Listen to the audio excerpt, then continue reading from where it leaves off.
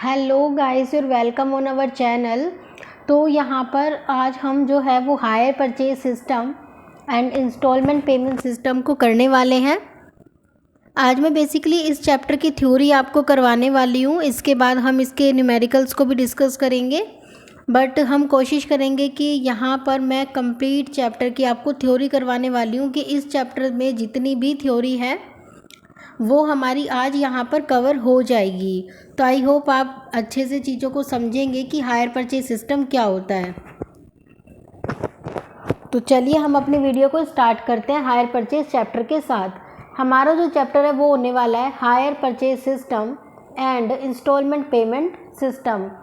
तो ये वाला हमारा एक चैप्टर होने वाला है। चलिए इसके बारे में हम डिस्कस करने वाले हैं आज।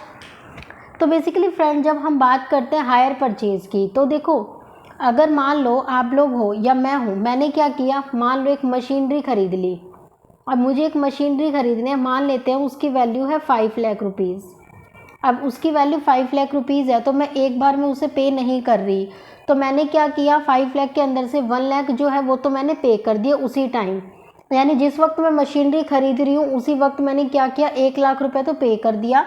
बाकी मेरे पास कितने बचे, 5 लाख में से 1 लाख पे कर दिए, यानी मेरे पास कितने बचे, 4 लाख रुपीज़। अब मैं क्या कहती हूँ कि ये जो 4 लाख रुपीज़ है वो मैं इंस्टॉलमेंट में पे करूँगी। यानी कि मैं ये कह सकती हूँ, जैसे आपने ईएमआई का नाम सुना होगा कि कई बार आप क्या करते हो, चीज़ों को खरीद लेते हो, बट आप क्या कहते हो, मैंने ईएमआई करवा रखी है। तो डैट मीन्स उसी की तरह हमारा हायर परचेज सिस्टम होता है। यानी कि कभी भी आप कोई भी असेट्स या कोई मशीन वगैरह खरीदते हो तो उस वक्त आप एक एग्रीमेंट पे साइन कर देते हो और ये कहते हो कि मैं इस बचे हुए अमाउंट को जो है वो एक इंस्टॉलमेंट के अंदर पे करूँगा। तो यहाँ पर बेसिकली क्या होता है कि एक हायर परचेज सिस्टम को हम इंस्टॉलमेंट पेमेंट सिस्टम भी कहते हैं। वो इसलिए क्योंकि हम सारी की सारी पेमेंट एक बार ना करके बल्कि क्या करते हैं, डिफरेंट टाइम पीरियड के अंदर हम उसे पे करते हैं। तो फ्रेंड, उसे ही हायर परचेज सिस्टम कहा जाता है, या फिर इसका जो दूसरा नेम होता है वो होता है इंस्टॉलमेंट पेमेंट सिस्टम। तो चलिए अब हम चलते हैं इसकी मीनिंग की तरफ। तो यहाँ पर आपको कहता है कि hire purchase means a transaction where goods are delivered to the purchaser immediately on signing the agreement and he is called upon to pay the purchase price is periodic instalment. इसका मतलब है कि मान लो कोई भी पर्सन है जिसने आपसे कोई भी गुड्स खरीदा है। अब उसने आपसे सामान तो खरीद लिया, अब आपने एक एग्रीमेंट बनाया और उससे साइन करवा लिया। अब उसने क्या कहा कि मैं ये जो पेमेंट है वो कर दूंगा। अब जितनी अमाउंट उसने दे दी उस टाइम पे ठीक है, बाकी की बची हुई उसने कहा कि एक एग्रीमेंट रख दिया और बोला मैं इस प्राइस जो है वो इंस्टॉलमेंट के अंदर पे कर दूंगा। लाइक उसने कहा कि मैं 3 इंस्टॉलमेंट में पे कर दूंगा, 4 में कर दूंगा या 5 में कर दूंगा। तो उसे ही क्या कहा जाता है, हायर परचेज सिस्टम कहा जाता है। यहाँ पर हमारे पास दो चीज़ें होती है, एक होता है परचेज़र जिसे हम क्या बोलते हैं, हायर परचेज़र, और यहाँ का जो सेलर होता है उसे हम सेलर ना बोल के बल्कि क्या बोलते हैं, हायर वेंडर बोलते हैं। तो ये 2 टर्म आपको याद रखनी है कि जो परचेज़र है उसे परचेज़र नहीं बल्कि हायर परचेज़र कहा जाता है, और जो हमारा सेलर होता है उसे हम सेलर ना कह के बल्कि हायर वेंडर कहते हैं। यानी कि जिससे हम सामान खरीदने वाले हैं तो उसे क्या कहा जाता है, हायर वेंडर। यहाँ पर केवल 2 पार्टीज होती है, that 1 is hire purchaser and second is hire vendor. चलिए अब हम यहाँ पर चलते हैं इसकी डेफिनेशन की तरफ। तो फ्रेंड, डेफिनेशन के अंदर हमें क्या कहता है, an agreement under which goods are let on hire. यानी कि एक ऐसा एग्रीमेंट हम करते हैं कि जो आप गुड्स हमें देने वाले हो वो क्या होगा, वो हम एक तरीके से हायर कर रहे हैं। एक बात और आपको यहाँ पर याद रखनी है, हमारे पास 2 चीज़ें होती है, एक होता है पोजेशन और एक होता है ओनरशिप। तो फ्रेंड, ओनरशिप हमारे पास कब आएगी, जब हम लास्ट इंस्टॉलमेंट का अमाउंट पे कर देंगे तब उस चीज़ की ओनरशिप हमारे पास आती है। उससे पहले जितनी भी आप इंस्टॉलमेंट पे करो या कुछ भी पे करो उस समय आपका वो क्या रहता है, पोजेशन रहता है। यानी कि जब तक आपके पास पोजेशन है आप उस चीज़ को ना तो बेच सकते हो ना फिर कुछ और कर सकते हो और ना ही उस प्रोडक्ट को ख़राब कर सकते हो, क्योंकि अभी आपका पूरा राइट उसके ऊपर नहीं है। और अगर आपकी उसके ऊपर ओनरशिप होती है यानी कि आपका वो प्रोडक्ट हो जाता है तो उस कंडीशन के अंदर आप पूरे प्रोडक्ट को बेच भी सकते हो, प्लेस भी कर सकते हो और किसी पर्सन को गिरवी भी दे सकते हो। ठीक है, वो आपकी इच्छा होती है, बट अभी आपके पास क्या है, पोजेशन है, नोट अ सेलिंग राइट। आगे कहता है and under which there hire has an option to purchase them in accordance with the term of agreement. यानी कि एक जो हायरर होता है जिसे वो चीज़ खरीदनी है, उसके पास ऑप्शन होता है कि वो इस चीज़ को परचेज कर सकता है।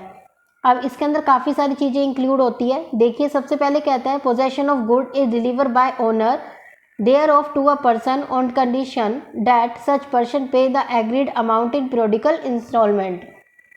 यानी कि एक जो सेलर होता है, यानी कि जो एक हायर वेंडर होता है, वो हायर परचेजर से कहता है कि इस प्रोडक्ट का ये अमाउंट है, अब वो उसे डिलीवर कर देता है। यानी कि जो ओनर है उस प्रोडक्ट का, वो पोजेशन दे देता है उस सामने वाले पर्सन को जिसने उसे खरीदा है। बट वो क्या कहता है, आपको जो पेमेंट है वो क्या करनी पड़ेगी, एक इंस्टॉलमेंट में पे करनी ही पड़ेगी। नेक्स्ट कहता है the property in the goods is to pass to such person on the payment of last such instalment.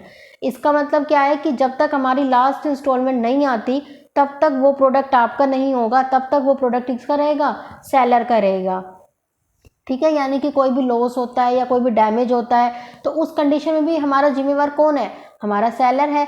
क्यों? क्योंकि अभी सेलर ने जो है वो हमें प्रोडक्ट की ओनरशिप दी ही नहीं है, तो उसके लिए रिस्पॉन्सिबल भी कौन होगा, हमारा ओनर होगा, यानी कि कोई सेलर ही होगा। नेक्स्ट कहता है such person has to right to terminate the agreement at any time before the property so passes. यानी ये जो पर्सन है, टर्मिनेट मतलब होता है ख़त्म करना, इसका मतलब होता है ख़त्म करना, यानी इसको राइट होता है कि वो उस एग्रीमेंट को क्या कर सकता है, ख़त्म कर सकता है। तो आई होप आपको हायर परचेज सिस्टम समझ आ गया। अब मैं कंक्लूड करके बता देती हूँ। हायर परचेज का मतलब होता है कि जब भी आप एक एग्रीमेंट करते हो, आप कोई मशीन या कोई भी गुड्स खरीदते हो, तो आपके पास उसका पोजेशन आ जाता है बट ओनरशिप नहीं आती है। तो पोजेशन के अंदर आप उस चीज़ को ना तो सेल कर सकते हो, ना प्लेस कर सकते हो, यानी कि गिरवी रख सकते हो, और ना ही किसी और पर्सन को आप ट्रांसफ़र कर सकते हो। और आपको उस प्रोडक्ट को एक अच्छे कंडीशन के अंदर रखना होता है, तो वो हमारा होता है हायर परचेज। एंड इसके साथ साथ आपका पूरा राइट ही होता है, अगर कोई लॉस होता है तो वो सेलर का ही होता है, बट सेलर आपसे क्लेम कर सकता है। तो ये हमारा था कंक्लूजन कि हायर परचेज है क्या। अब हम चलते हैं इसके करैक्टरिस्टिक्स के ऊपर।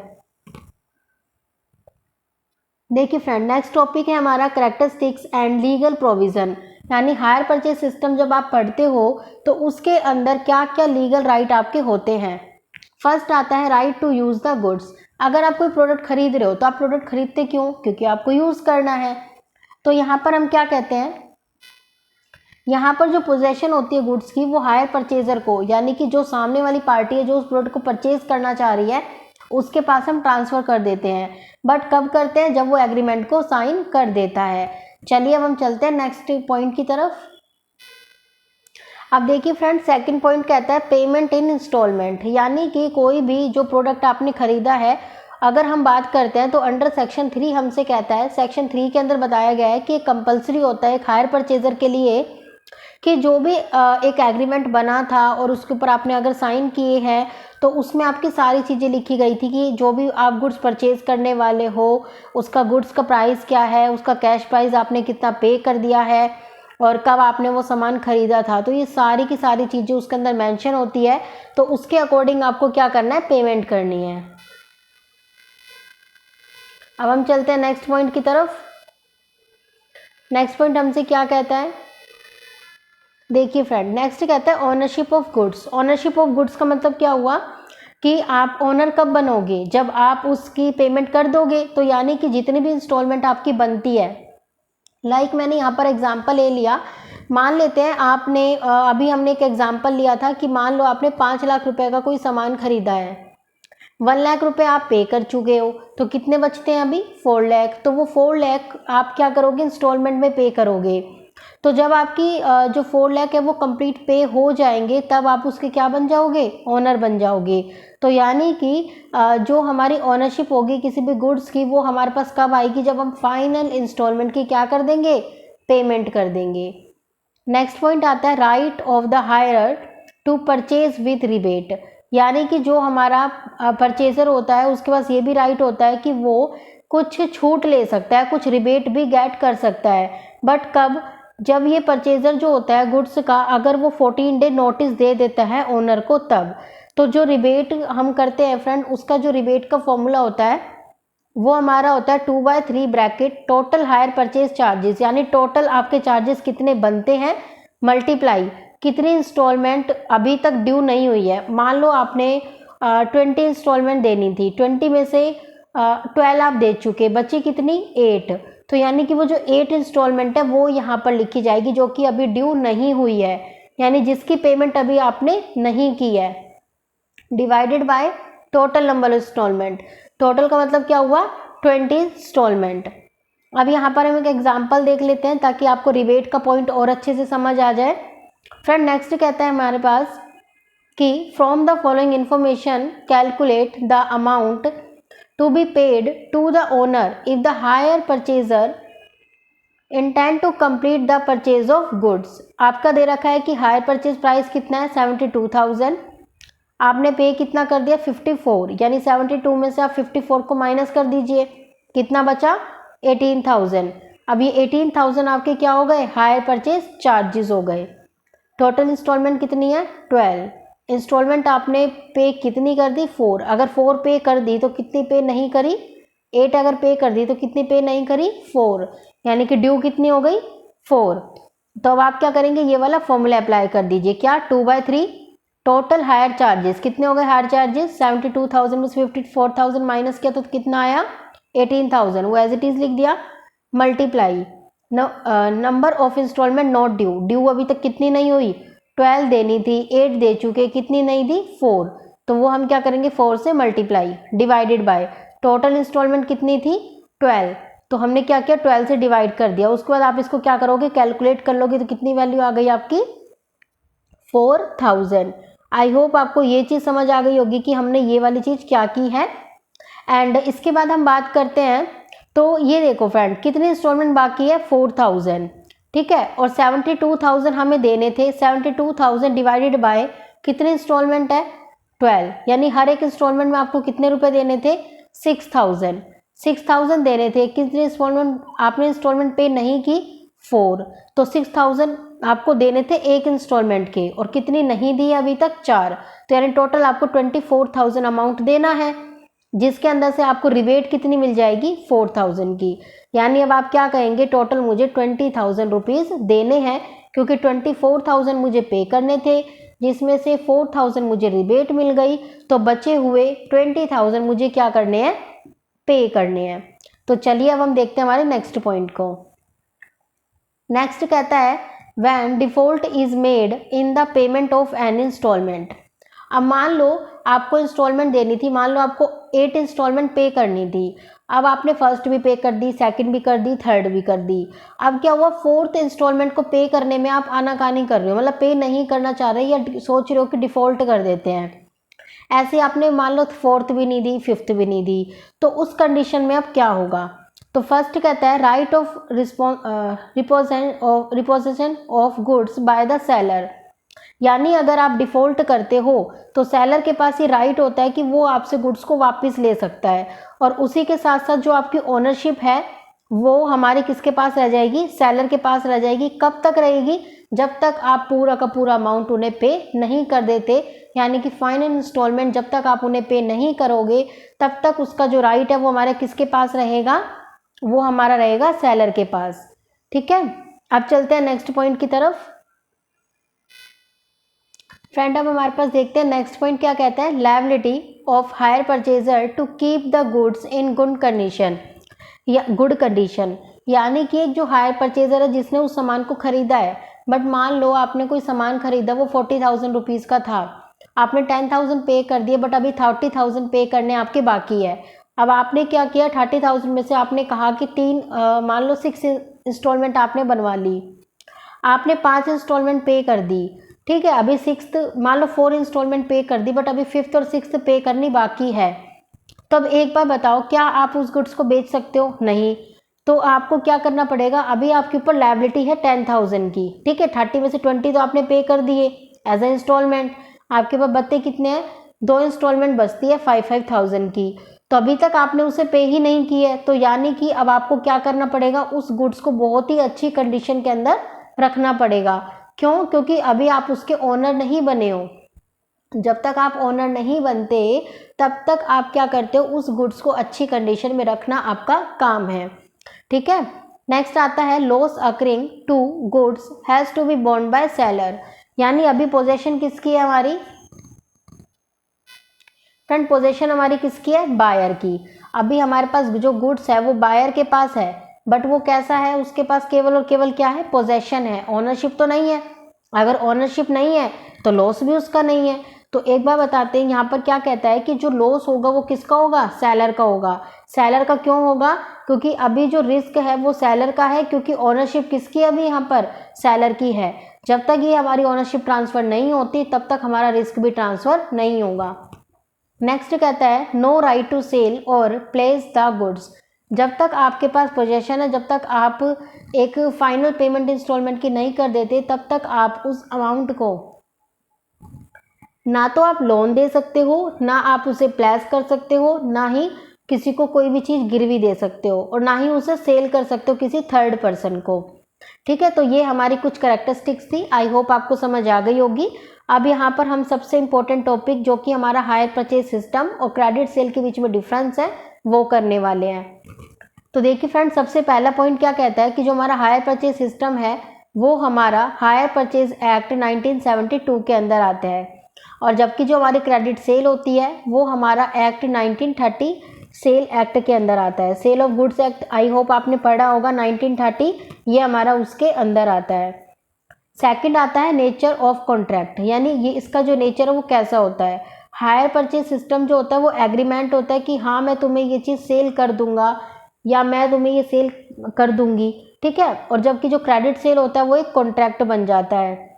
अब देखिए, जो हमारा एग्रीमेंट होता है उसे हम ब्रेक कर सकते हैं, उसे हम तोड़ सकते हैं, बट जो हमारा एक कॉन्ट्रैक्ट बन जाता है तो उसे हम ब्रेक नहीं कर सकते जब तक कुछ ऐसी कंडीशन ना आ जाए कि वो ब्रेक ना हो सके। ठीक है, तो यानी कि एग्रीमेंट को आप भले ही थोड़ा इधर उधर कर सकते हो, बट कॉन्ट्रैक्ट को आप इधर उधर नहीं कर सकते। नेक्स्ट आता है ट्रांसफर ऑफ ओनरशिप। यहाँ पर जो हायर परचेज सिस्टम होता है इसके अंदर जो ओनरशिप होती है वो जब तक आप फाइनल पेमेंट नहीं कर देते तब तक ओनरशिप हमारी ट्रांसफ़र नहीं होती। और अगर हम बात करते हैं क्रेडिट सेल की, तो इसमें जो ओनरशिप होती है वो जैसे ही आपने कॉन्ट्रैक्ट के ऊपर साइन किया वैसे ही हमारी जो रिस्पॉन्सिबिलिटी होती है वो ख़त्म हो जाती है, और जो ओनरशिप होती है वो परचेज़र के पास चली जाती है।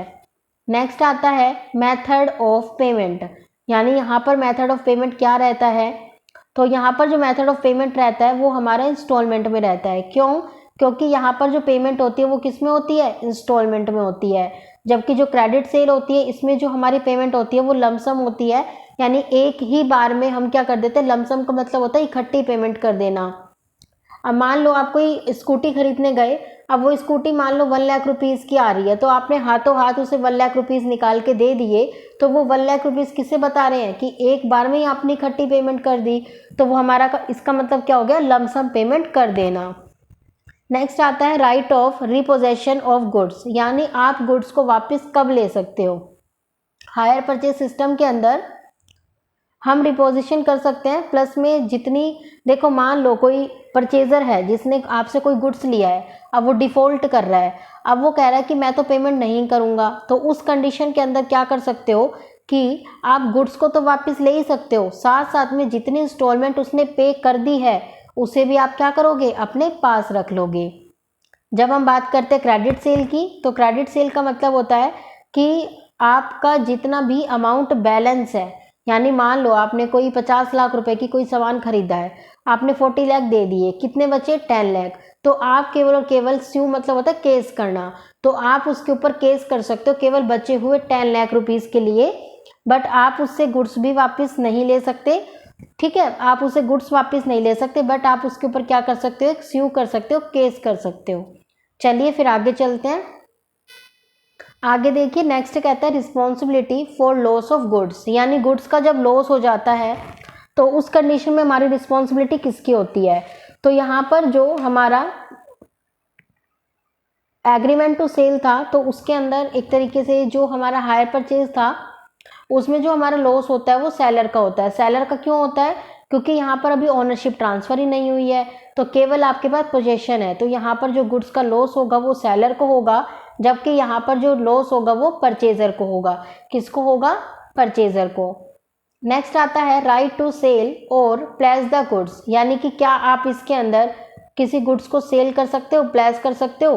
तो इस सभी का आंसर आप एक बार कमेंट जरूर करेंगे, नहीं, ठीक है, आप कमेंट जरूर करेंगे कि इसका आंसर क्या होना चाहिए। तो यहाँ पर होगा कि नहीं, आप बिल्कुल भी इसे सेल या प्लेस नहीं कर सकते। क्यों नहीं कर सकते? क्योंकि आपके पास केवल पोजेशन है, ओनरशिप नहीं है। और यहाँ पर आप उसे सेल भी कर सकते हो, साथ साथ में प्लेस भी कर सकते हो। नेक्स्ट आता है टर्मिनेशन ऑफ द कॉन्ट्रैक्ट, यानी कोई ऐसी कंडीशन आ जाती है कि आपको कॉन्ट्रैक्ट को तोड़ना पड़े, तो उस कंडीशन में आपके पास हायर परचेज सिस्टम के अंदर आपके पास राइट होता है कि आप उस कॉन्ट्रैक्ट को ब्रेक कर सकते हो, तोड़ सकते हो।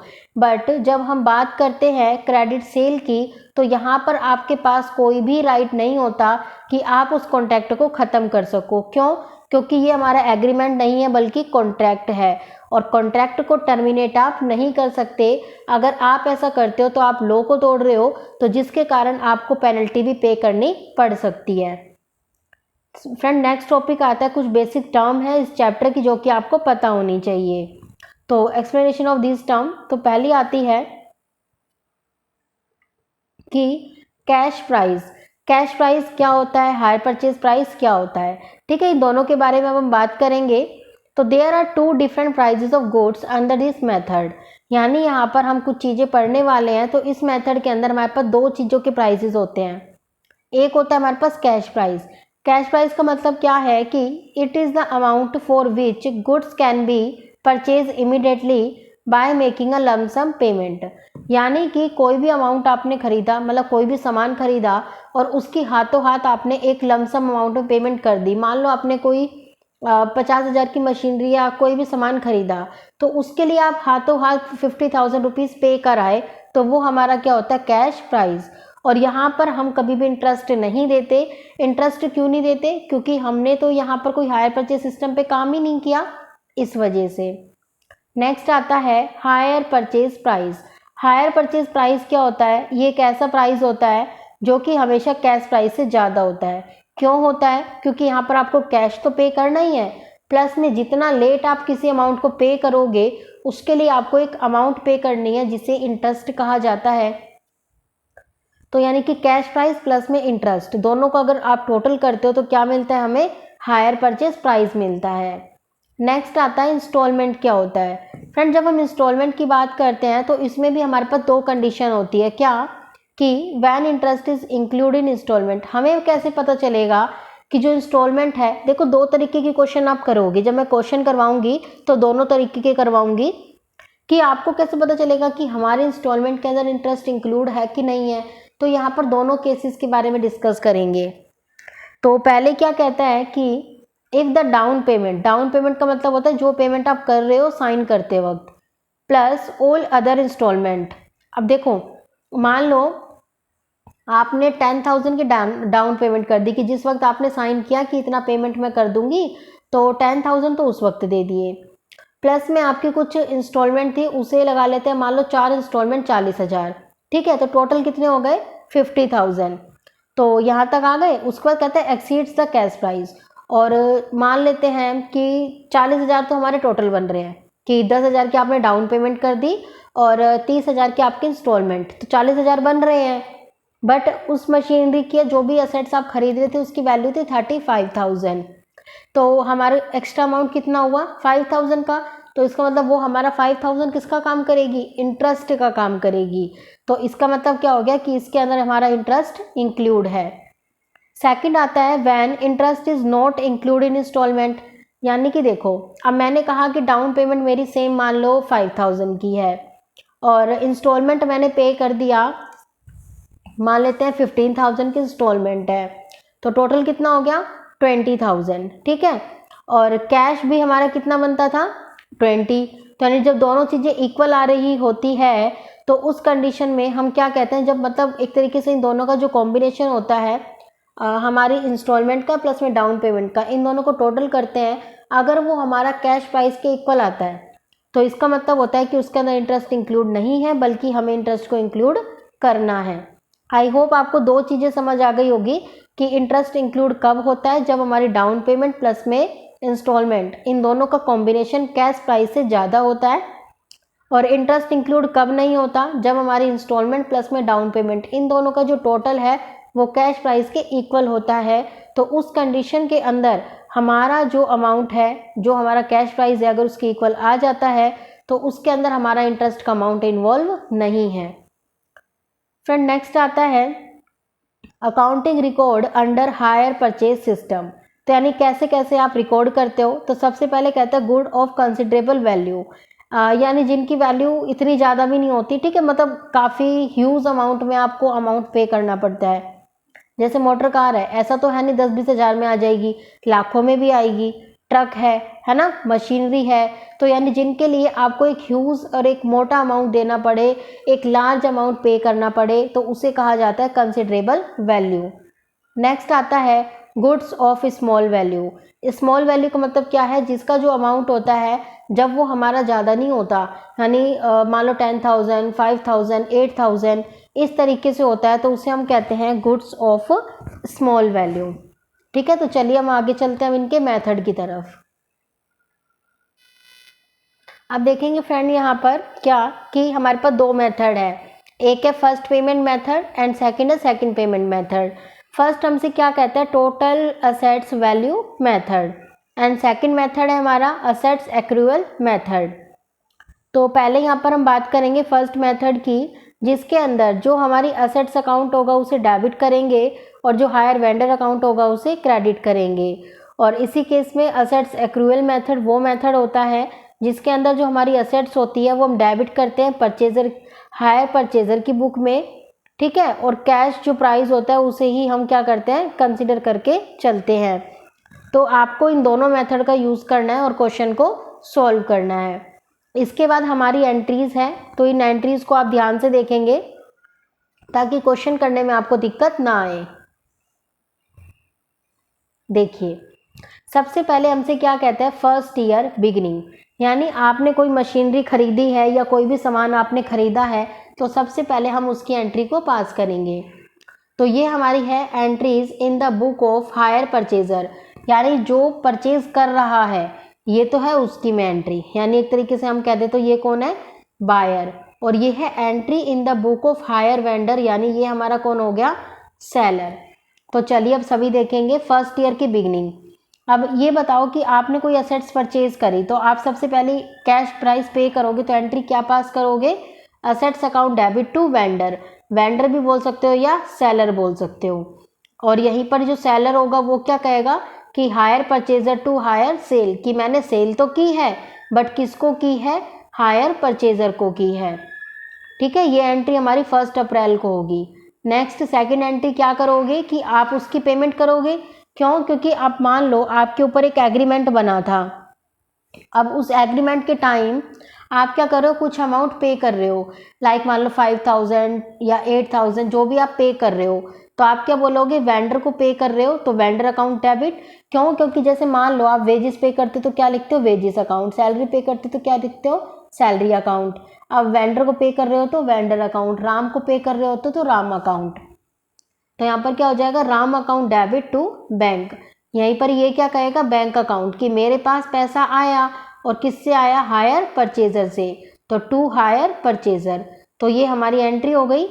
एंड नेक्स्ट आता है थर्ड में मतलब फर्स्ट ईयर के एंडेड में क्या एंट्री करोगे। अब आपने देखो सबसे पहले कोई असेट्स खरीद ली, खरीदने के बाद उसकी एग्रीमेंट में पेमेंट कर दी, उसके बाद अब आप क्या दोगे इंटरेस्ट दोगे, तो इंटरेस्ट की एंट्री क्या होगी interest account debit to vendor. और ये क्या कहेगा मेरे पास इंटरेस्ट आया, किससे आया हायर परचेजर से, तो क्या एंट्री होगी hire purchaser account debit to interest account. Next आता है 31 मार्च, यानी vendor account debit to bank, यानी अब आप क्या करोगे, ये देखो यहाँ तो आपने इंटरेस्ट अराइज किया, अब आपको क्या करनी है 31 मार्च आ गया है, बिल्कुल एंड आ चुका है ईयर का, तो अब आप क्या करोगे इंस्टॉलमेंट की पेमेंट करोगे, तो यानी vendor account debit to bank. और ये क्या कहेगा मेरे पास पैसा आया इंस्टॉलमेंट से, यानी बैंक अकाउंट डेबिट टू किससे आया हायर परचेजर से। नेक्स्ट 31 मार्च को फिफ्थ एंट्री आपको करनी है डेप्रिसिएशन, क्योंकि जब आप असेट्स खरीद रहे हो तो 1 साल हो गया तो 1 साल बाद उसका डेप्रिसिएशन तो लगेगा ना, और डेप्रिसिएशन कौन लगाएगा? एक परचेजर, यानी सेलर तो कभी डेप्रिसिएशन लगाएगा नहीं। क्यों? क्योंकि उसके पास तो अब असेट्स है ही नहीं। अब असेट्स तो वो क्या कर चुका? ट्रांसफ़र कर चुका। तो वियर एंड टीयर का खर्चा अब किसका है? परचेजर का। तो यहाँ पर आप क्या बोलोगे? Depreciation account debit to assets. और जबकि जो हमारी सेलर होगा उसकी में कोई एंट्री पास नहीं की जाएगी। नेक्स्ट एंट्री आती है कि इतना सब कुछ आपने कर लिया, ठीक है, पहले आपने असेट्स को ख़रीदा, उसके बाद उसकी एग्रीमेंट में पेमेंट करी, उसके बाद इंटरेस्ट की पेमेंट करी, फिर आपने इंस्टॉलमेंट की पेमेंट करी, फिर आपने डेप्रिसिएशन पे कर दिया एट द एंड। अब आपने इतना सब कुछ करा तो आपको ये भी तो देखना पड़ेगा ना कि एक साल के अंदर मुझे कितना प्रॉफिट हुआ और कितना लॉस। तो यानी कि ये हमारी प्रॉफिट और लॉस की एंट्री है। क्या? P&L अकाउंट डेबिट, ठीक है, जब हमारा लॉस होता है तब मैंने बोला, ठीक है, तब। टू इंटरेस्ट, क्योंकि आपने सबसे पहले किसकी पेमेंट की है? इंटरेस्ट की। उसके बाद किसकी पेमेंट की है? डेप्रिसिएशन की। तो P&L account debit to interest account और टू डेप्रिसिएशन अकाउंट। और यहीं पर ही इसको क्या हुआ है? फ़ायदा, यानी प्रॉफिट हुआ है। तो ये हमारा क्या करेगा? इंटरेस्ट अकाउंट डेबिट टू, देखो इसके पास इंटरेस्ट आया, टू P&L स्टेटमेंट अकाउंट। यहाँ पर हमने डेप्रिसिएशन इसलिए नहीं लिखा क्योंकि ये हमारा सेलर है, तो इसे तो वियर एंड टीयर से मतलब ही नहीं है, ठीक है। एंड लास्ट एंट्री हमारे पास आती है कि अब ट्रेडिंग अकाउंट। अब देखो यहाँ पर ट्रेडिंग किसकी हुई है? एक सेलर की। तो सेलर की बुक में एंट्री होगी ट्रेडिंग की, परचेजर की बुक में नहीं होगी। तो परचेजर की बुक में हम क्या लिखेंगे? No entry. और जबकि जो हमारा सेलर होगा उसके में हम क्या लिखेंगे? Hire sale account debit to trading account. यानी अब हायर परचेज जो था, जो हायर सेल थी, वो आपकी ट्रेडिंग में बदल चुकी है, यानी एक व्यापार में बदल चुकी है। तो अब आप ये एंट्री पास कर दोगे। आई होप आपको एंट्रीज बिल्कुल अच्छे से समझ आ गई होगी। तो चलिए अब हम आगे देखते हैं। देखिए फ्रेंड, अब यहाँ पर बात होती है कि कौन कौन से अकाउंट यहाँ पर बनाए जाते हैं। जब आप हायर परचेज चैप्टर करोगे तब कौन कौन से चैप्टर होंगे जो कि आपको करने ही पड़ेंगे, यानी कौन कौन से अकाउंट है जो कि आपको बनाने ही पड़ेंगे। तो चलिए हम उन अकाउंट के बारे में जान लेते हैं कि कौन कौन से ऐसे इंपॉर्टेंट अकाउंट है जो कि आपको बनाने ही पड़ते हैं। तो देखिए फ्रेंड, यहाँ पर जब हम बात करते हैं हमारे हायर परचेज सिस्टम की, तो सबसे पहले तो ये बताओ, असेट्स अकाउंट बनाना होता है, एक हमारा वेंडर अकाउंट बनता है, एक हमारा इंटरेस्ट अकाउंट बनता है, एक हमारे पास डेप्रिसिएशन अकाउंट बनता है। ये 4 अकाउंट तो हमारे बनते हैं। बट जैसे आपने पढ़ा होगा ना फाइनल अकाउंट, तो फाइनल अकाउंट में अगर आपको ना भी कहा जाए तो आपको बेसिकली 3 अकाउंट होते हैं जो कि आपको बनाने ही पड़ते हैं। कौन से? एक तो हमारा ट्रेडिंग अकाउंट होता है, एक हमारा P&L होता है, एक हमारी बैलेंस शीट होती है। तो अगर कोई ना भी कहे तो आप ये तीनों अकाउंट बनाते हो। तो इसी तरीके से अगर हायर परचेज सिस्टम का क्वेश्चन आता है, अगर आपको ना भी कहा जाए तो ये 2 अकाउंट आपके बनते हैं। यानी एक तरीके से ये हमारे कौन से हैं? नेसेसरी है, जिसको हम कंपलसरी भी बोल सकते हैं। ये वॉलेंट्री अकाउंट नहीं है कि आप चाहो तो बनाओ, ना चाहो तो मत बनाओ, ठीक है। तो यहाँ पर टोटल हमारे 4 अकाउंट ये होते हैं, और प्लस में 2 अकाउंट, ये जो हमारे हायर परचेज अकाउंट और इनके अंदर से हायर परचेज अकाउंट और इंटरेस्ट अकाउंट, ये जो 2 अकाउंट होते हैं वो हमारे इंपॉर्टेंट होते हैं और हमारे कंपलसरी अकाउंट होते हैं जो कि हमको बनाने ही बनाने पड़ते हैं, ठीक है। तो फ्रेंड, ये हमारी सारी थी थ्योरी, ठीक है। तो आज हमने यहाँ पर सारे चैप्टर की थ्योरी को कंप्लीट कर लिया है हायर परचेज की। तो इसके बाद हम अपने न्यूमेरिकल करने स्टार्ट करेंगे, और इसके साथ साथ मैंने क्लास 11 की सीरीज़ को भी स्टार्ट किया हुआ है, journal entry and bank reconciliation statement. तो इसी तरीके से हम आगे बढ़ेंगे अपने हायर परचेज चैप्टर की तरफ। तो आज की वीडियो में हमने कंप्लीट थ्योरी को कवर कर लिया है। इससे नेक्स्ट के अंदर हम अपने सारे प्रैक्टिकल क्वेश्चन को कवर करेंगे। अगर आपको मेरा चैनल पसंद आता है, मेरी वीडियो पसंद आती है, तो प्लीज़ मेरे चैनल को लाइक कीजिएगा, सब्सक्राइब कीजिएगा और अपने फ्रेंड के साथ शेयर कीजिएगा ताकि उनकी भी हेल्प हो सके। Thank you.